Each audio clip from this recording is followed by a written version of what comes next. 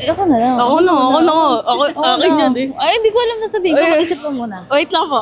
Patimanyan ka kung lagi kang nasa school dahil sa org duties at org works. Kung lagi kang nakatambay sa dambana.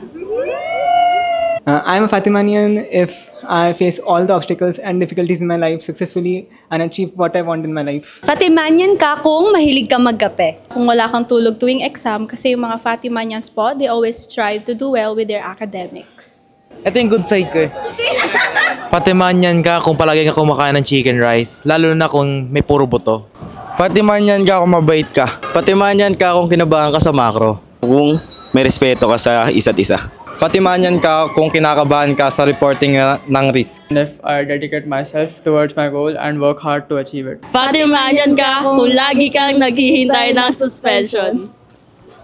Patimanyan ka po kung isa kang achiever po, because Patimanyan always rise to the top.